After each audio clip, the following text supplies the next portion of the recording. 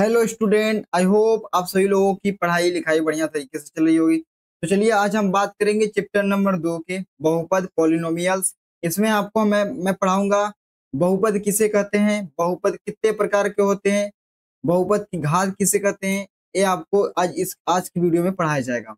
उससे पहले यदि आपने चैप्टर 1 पढ़ा है तो जाकर के उसका इस वीडियो की लिंक में टेलीग्राम चैनल, इस वीडियो की डिस्क्रिप्शन में टेलीग्राम चैनल का लिंक दिया हुआ है। वहां से जाकर के टेलीग्राम चैनल को ज्वाइन कीजिए और वहां पे चैप्टर 1 का पीडीएफ नोट्स अपलोड कर दिए हैं। ठीक है, जाकर डाउनलोड कर लीजिए, बिल्कुल फ्री ऑफ कॉस्ट है, कोई आपको चार्ज देने की जरूरत नहीं है।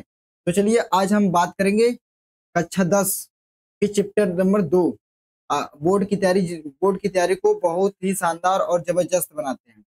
तो चलिए वीडियो के लास्ट तक बने रहिए। यदि आपको लगता है कि हमारे जीवन में कुछ वैल्यू ऐड हुआ है तो चैनल को प्लीज लाइक सब्सक्राइब करना ना भूलें। ठीक है, तो चलिए स्टार्ट करते हैं। तो सबसे पहले हम देखते हैं कि बहुपद किसे कहते हैं। तो बहुपद किसे कहते हैं उसको सुनिए। एक ऐसा बीजीय व्यंजक जिसमें चर के घातांक ऋणात्तर पूर्णांक हो बहुपद कहलाता है। यानी कि एक ऐसा बीजीय व्यंजक जिसमें चर के घातांक ऋणात्तर पूर्णांक हो तो उसे बहुपद कहते हैं या बहुपद कहलाता है।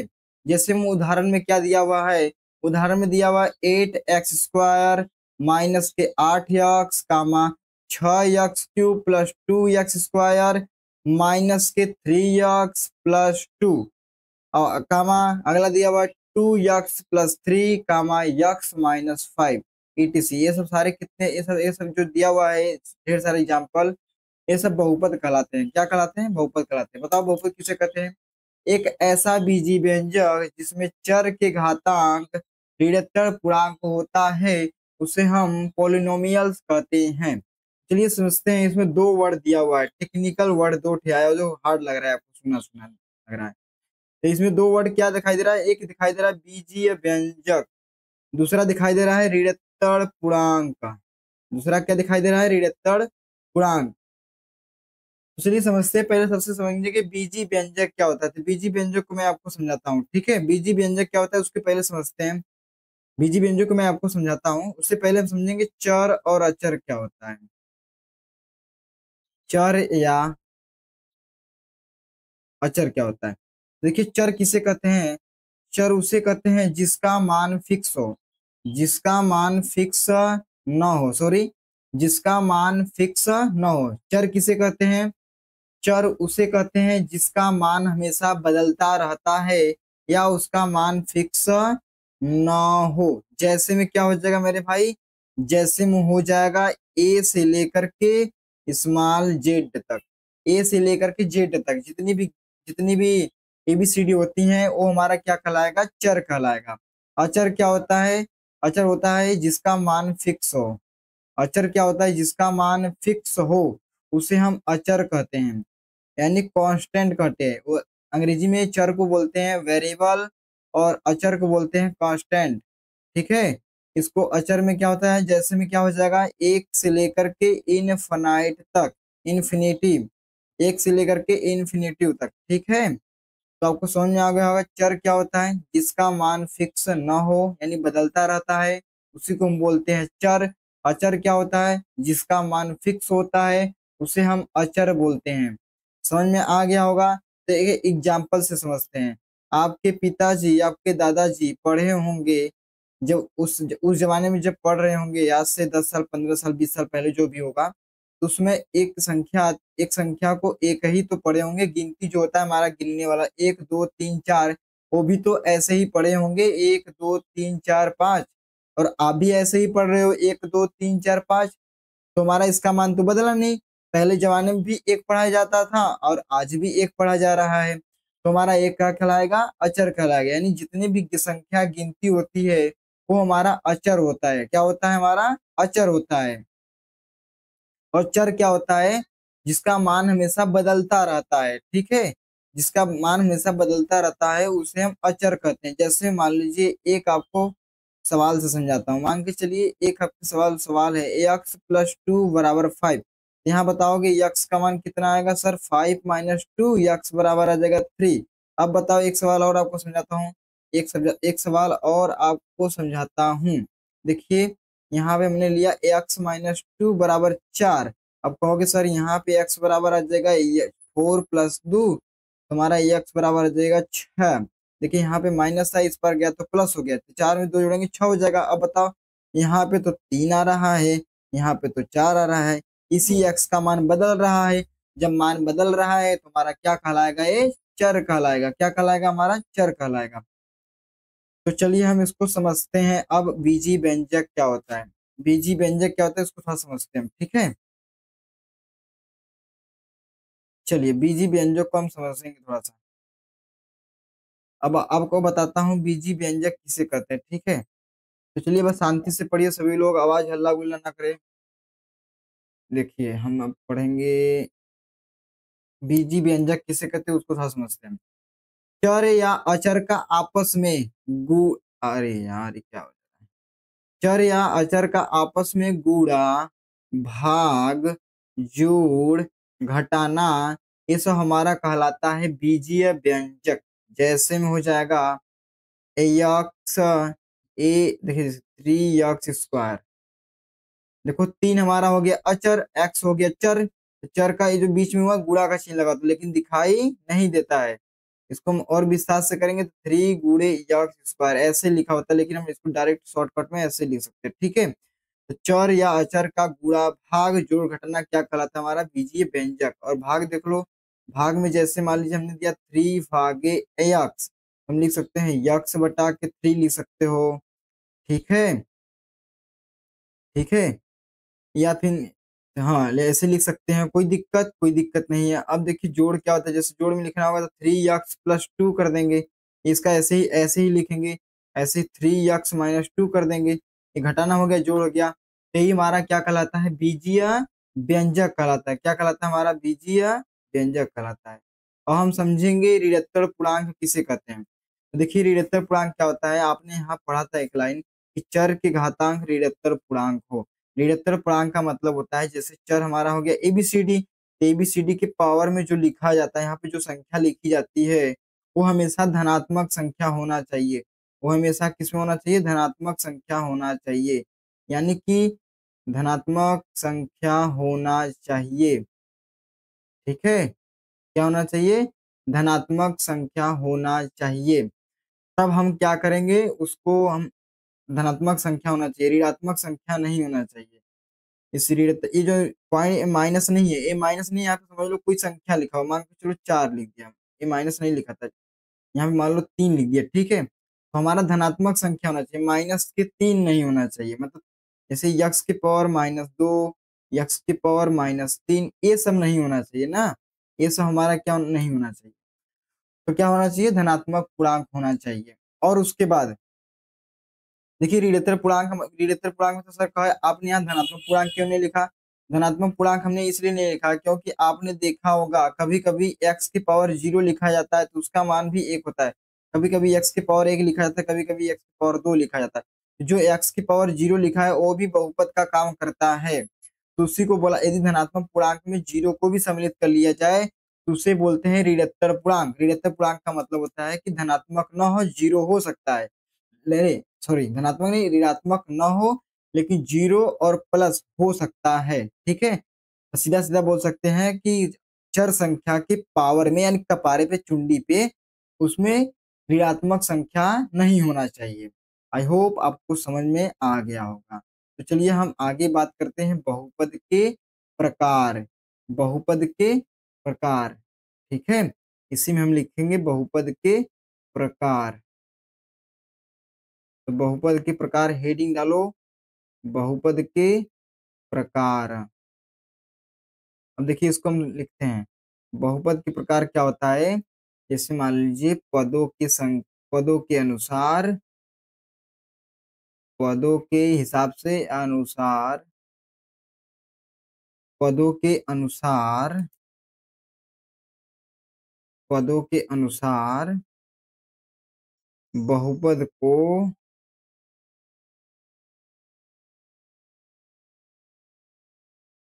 बहुपद को निम्न प्रकार से बहुपद, अरे पदों के अनुसार बहुपद निम्न प्रकार के होते हैं। बहुपद को निम्न प्रकार से बांटा गया है। निम्न प्रकार से, देखिए पदों के अनुसार बहुपद को निम्न प्रकार से बांटा गया है। बांटा गया है, यानी कि पदों के अनुसार बहुपद को निम्न प्रकार से बांटा गया है। पहला देखिए, पहला कौन सा बहुपद लिखे, पहला पहला लिखते हैं हम एक पदी बहुपद। पहला लिखते हैं एक पदी बहुपद। इसको लिखते हैं ऐसा बहुपद, इसको लिखते हैं ऐसा बहुपद जिसमें, ऐसा बहुपद जिसमें केवल एक पद हो। ऐसा बहुपद जिसमें एक पद होता है। ऐसा बहुपद जिसमें एक पद होता है। ऐसा बहुपद जिसमें एक पद होता है। ऐसा बहुपद जिसमें एक पद होता है, तो उसे तो उसे एक पदी बहुपद कहते हैं।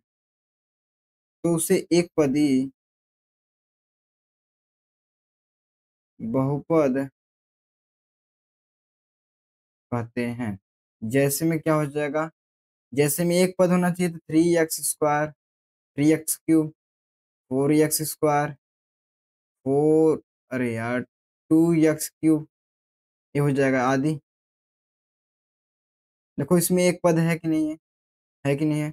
अब यहाँ पे 3x भी लिख सकते हो, कोई जरूरी नहीं है।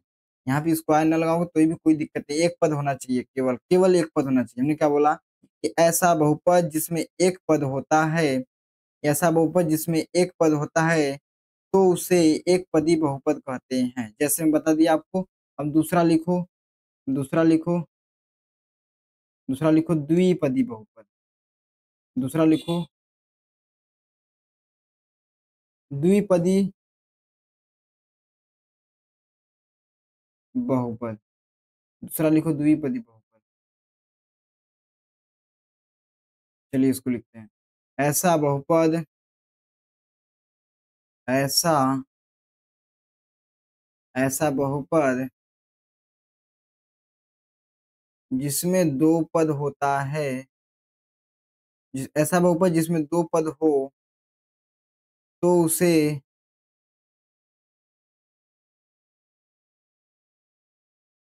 तो उसे द्विपदी बहुपद कहते हैं। जैसे में क्या हो जाएगा, 2x² + 2, 3x² - 1, 4x³ +2x², या 2x², ऐसे कर सकते हो। ठीक है, दो पद है कि नहीं है। जी सर बिल्कुल, इसमें दो पद हैं। दो पद है कि नहीं है बताओ जल्दी से। यहाँ पे ना क्यूब लिखोगे तो कोई दिक्कत नहीं है, ठीक है। दो पद है कि नहीं है, आदि डाल सकते हैं आप। ठीक है, दो पद है कि नहीं है बताओ जल्दी से। दो पद है ना, देखिए यहाँ पे दो पद है, एक और दो, एक और दो, एक और दो, दो पद है। हमने बोला ऐसा बहुपद जिसमें दो पद होता है उसे द्विपदी बहुपद कहते हैं। अब ऐसे ही त्रिपदी बहुपद लिखो, तीसरा हेडिंग डाल दो।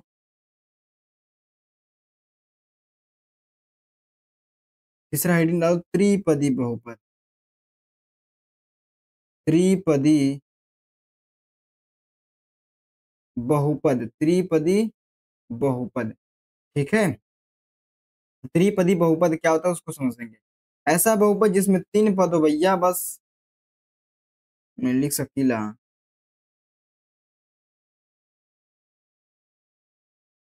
ऐसा बहुपद जिसमें तीन पद होते हैं।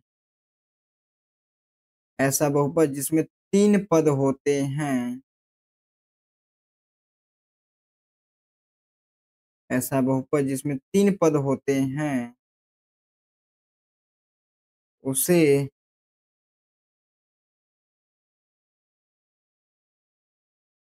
उसे त्रिपदी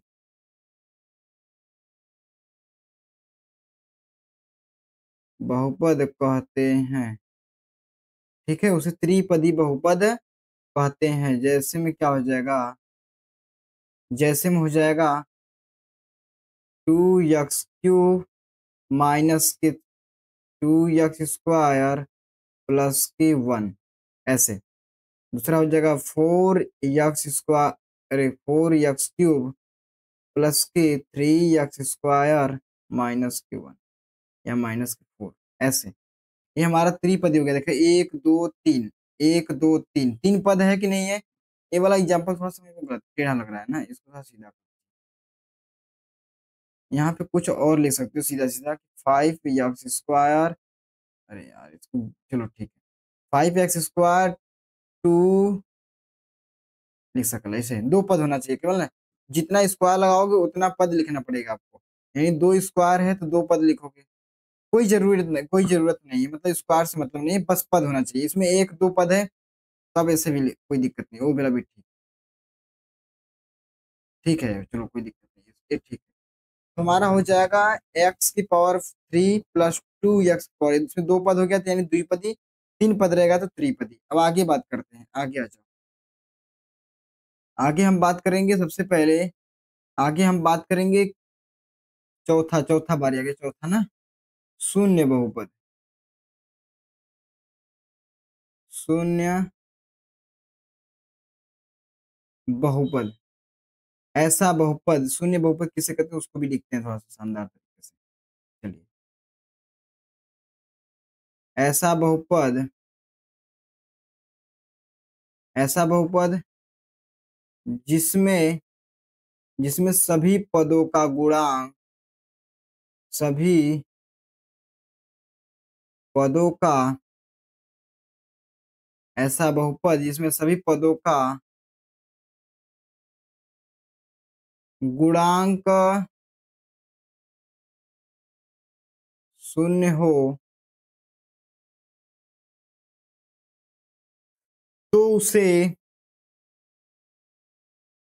शून्य बहुपद कहते हैं, तो उसे शून्य बहुपद कहते हैं। ठीक है, चलिए एग्जाम्पल लिखते हैं हम। एग्जाम्पल में जैसे एग्जाम्पल लिखते हैं हम, एग्जाम्पल में क्या हो जाएगा, जैसे 0 x⁻³ ठीक है, प्लस 0 x⁻²। सभी पद क्या होना चाहिए, शून्य में गुणांक होना चाहिए। ऐसा पद लिखना है जो सभी पदों का गुणांक शून्य हो। आप लिख सकते हो 3 - के o x², ये हो जाएगा। और लिख सकते हो, जैसे मान लीजिए 0 x² - के 2, 2, यहाँ पे लिख सकते हो -के 0 x, 0, यहाँ पे लिख सकते हैं आदि, आदि हो जाएगा। ठीक है, ढेर सारा। अब लास्ट वाला, लास्ट वाला क्या रहेगा हमारा, लास्ट वाला रहेगा अचर बहुपद, अचर बहुपद।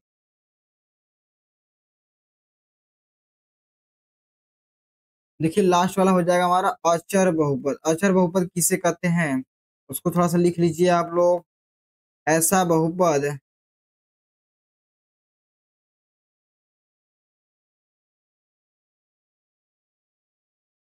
ऐसा बहुपद जिसमें केवल एक पद हो, ऐसा बहुपद जिसमें केवल एक पद हो, एक पद हो, और वो भी वास्तविक संख्या। ऐसा बहुपद जिसमें केवल एक पद हो, वो भी वास्तविक संख्या होना चाहिए, वो भी, अरे यार वास्तविक गलत लिखा है ना, वो भी वास्तविक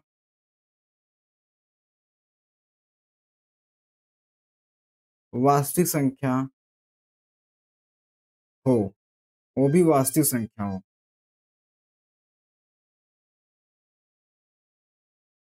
तो उसे हम अचर बहुपद कहते हैं। तो उसे हम अचर बहुपद कहते हैं। जैसे में क्या हो जाएगा मेरे भाई, 2 अंडर में 3, 5, 6, 8 आदि। ये हो गया हमारा, ठीक है। ये सब भी हमारा क्या कहलाएगा मेरे भाई, ये सब भी हमारा कहलाएगा अचर बहुपद, यानी गिनती भी हमारा क्या कहलाता है, अचर बहुपद कहलाता है। क्या कहलाता है हमारा, अचर बहुपद कहलाता है। तो आपको यहाँ तक हमारी बात समझ में आ रही है कि नहीं है? प्लीज हमारे चैनल को सब्सक्राइब करो, लाइक करो, ताकि हमको मोटिवेशन मिले, मैं आपको और ही शानदार पढ़ा सकूं। ठीक है, चलिए हम आगे बात करते हैं। अब बहुपद की घात पे समझ लेते हैं। शून्य बहुपद का कोई घात होता, शून्य बहुपद का कोई घात होता है? तो आप बताओ, शून्य बहुपद का घात होता है? नहीं होता है। क्यों नहीं होगा? क्योंकि जीरो बन जाएगा। जब सभी पदों का गुणांक जीरो है, जब किसी भी संख्या में जीरो का गुणा होता है, तब पूरा जीरो बन जाता है। क्या होता है? पूरा जीरो बन जाता है। शून्य बहुपद का कोई घातांक नहीं होता, या कोई घात नहीं होता है। ठीक है, यहाँ से समझ में आ रहा है सबको? चलिए आगे हम बात करते हैं। अब बहुपद की हेडिंग डाल दो, बहुपद की घात। अब हेडिंग डालते हैं बहुपद की घात। ठीक है, अब हेडिंग डाल दो बहुपद की घात। तो घात के अनुसार हम लिखेंगे, घात के अनुसार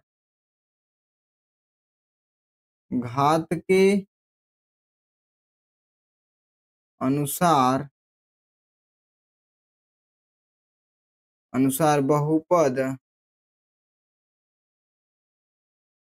निम्न प्रकार के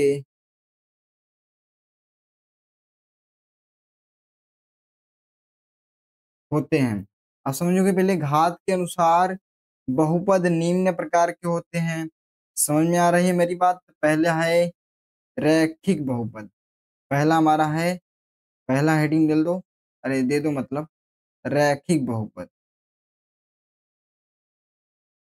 पहले यही पे एक नोट कर लो, यही पे नोट कर लो बहुपद की घात क्या होता है।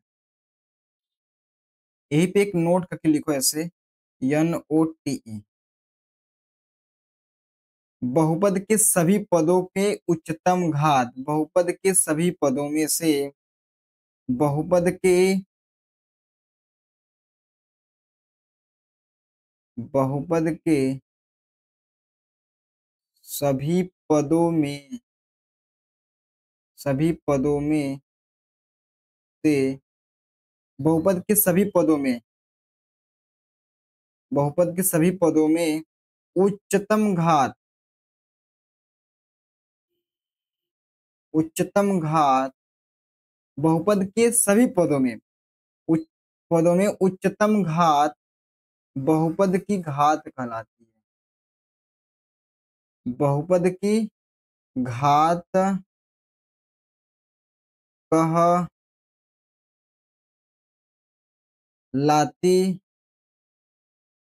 है।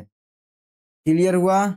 एग्जाम्पल जैसे दे रहे हैं, 4x³ प्लस के 2x² प्लस के 3।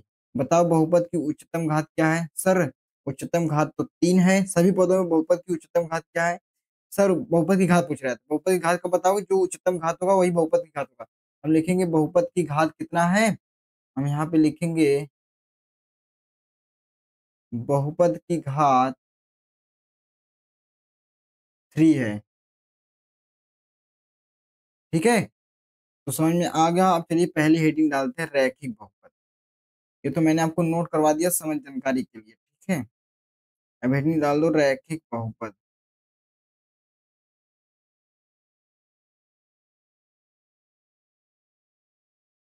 रैखिक बहुपद का होता है ऐसा बहुपद। अब देखिए हेडिंग डाल दी हम लोग, रैखिक बहुपद। अब देखिए रैखिक बहुपद क्या होता है? ऐसा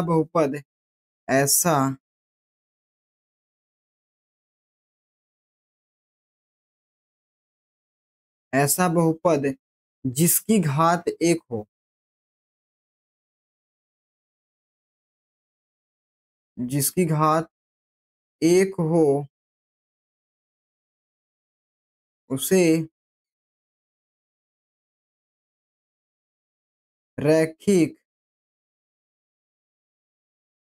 बहुपद कहते हैं। उसे रैखिक बहुपद कहते हैं। जैसे में क्या हो जाएगा, एग्जाम्पल देखो मेरे भाई, एग्जाम्पल देखो जैसे में क्या हो जाएगा। जैसे में हो जाएगा भैया x+5, x-2, या फिर 3x+1, ऐसे। अब बताओ इसमें घात क्या है, एक्स की पावर घात कितना है, एक है, एक्स पावर घात कितना है, एक है। लेकिन जो हमारा एक होता है वो दिखाई नहीं देता, अपारदर्शी होता है, अपारदर्शी होता, अरे एक्स की पावर रहेगा ना भाई साहब। चलो उसको देख लेना अपना, यहाँ पर रहेगा, ठीक है, ये यहाँ पे रहेगा, ठीक है। जो एक्स की पावर एक होता है वो दिखाते नहीं है, लेकिन फिर भी हम आपको एग्जाम्पल के तौर पे समझा देता हूँ, ठीक है। अब अगला अगला डालिए, अगला अगला दूसरा पॉइंट, द्विघात बहुपद, द्विघात बहुपद।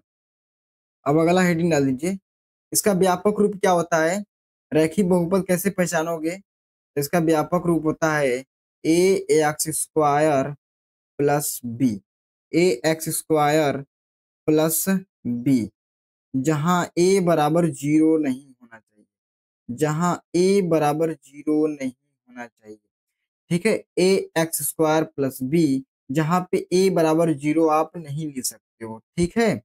चलिए दूसरा हेडिंग डालो, दूसरा डालो रैक द्विघात बहुपद।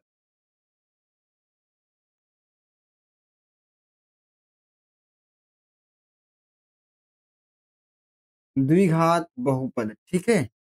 अब लिखेंगे ऐसा बहुपद,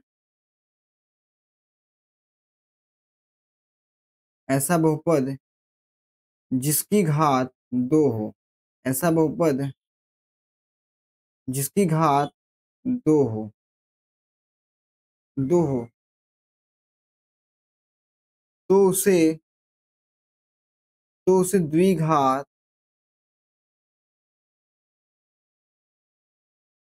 तो उसे द्विघात बहुपद कहते हैं, अरे यार कहते हैं। जैसे में क्या हो जाएगा, जैसे मिल जाएगा 3x² प्लस 2x+1, ऐसे कर सकते हो, या फिर 4x² -3x+9, ऐसे कर सकते हो। कोई दिक्कत, कोई दिक्कत नहीं, इसमें सबसे घात अधिकतम का घात क्या है, दो है। द्विघात बहुपद का व्यापक रूप क्या होता है, इसका व्यापक रूप लिख लेते हैं हम। इसका व्यापक रूप होता है A X square plus B X plus C, यानी ए की जगह पे, ए बी सी की जगह पे कोई अचर संख्या रहेगा, एक्स साथ में चलता रहेगा, ठीक है। समझ में आ रहा है, यहाँ पे भी कंडीशन क्या होना चाहिए भैया, ए बराबर जीरो नहीं होना चाहिए, A is equal to not zero, A बराबर आप जीरो नहीं ले सकते हो। क्लियर हुआ आपको, क्लियर हुआ। अब बारी आती है त्रिघात बहुपद, ये लास्ट है। तो चलिए आपने क्या किया था, द्विघात बहुपद हम लोग पढ़ चुके थे, अब हम पढ़ेंगे त्रिघात बहुपद, ठीक है। त्रिघात बहुपद कैसे पढ़ेंगे, चलिए त्रिघात बहुपद पढ़ेंगे हम। त्रिघात बहुपद किसे कैसे वो देखेंगे हम। त्रिघात बहुपद क्या होता है उसको थोड़ा समझते हैं। ऐसा बहुपद, ऐसा बहुपद, ऐसा बहुपद जिसमें घात, जिसमें घात, जिसमें घात, ऐसा बहुपद जिसकी घात, बहुपद ले लो, जिसमें, जिसमें नहीं, जिसकी घात,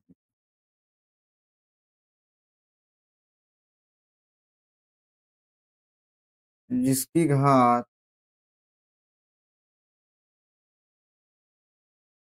थ्री हो,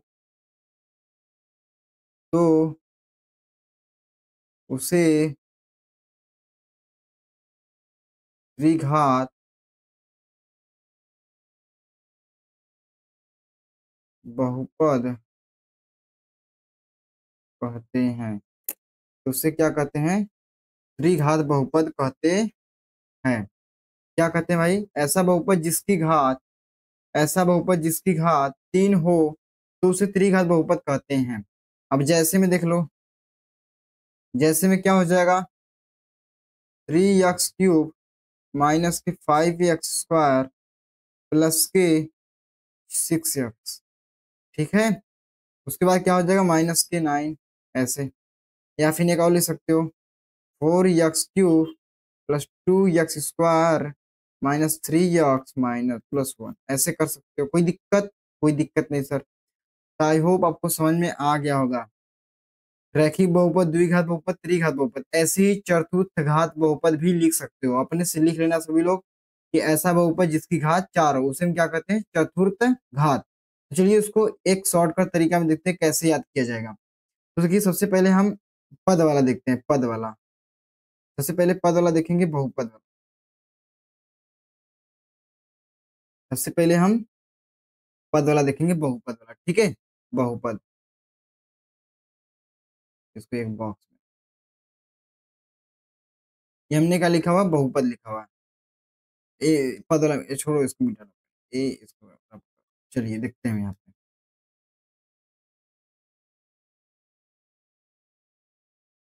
यदि बहुपद का यदि यदि बहुपद में एक पद हो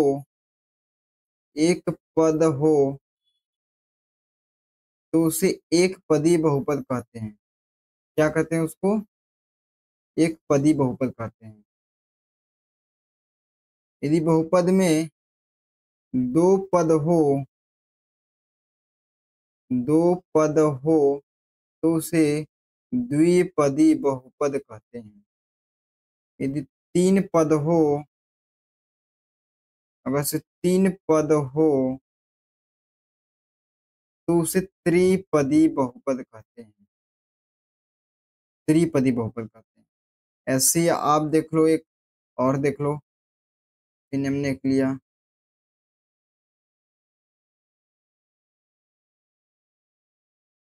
बहुपद। ठीक है,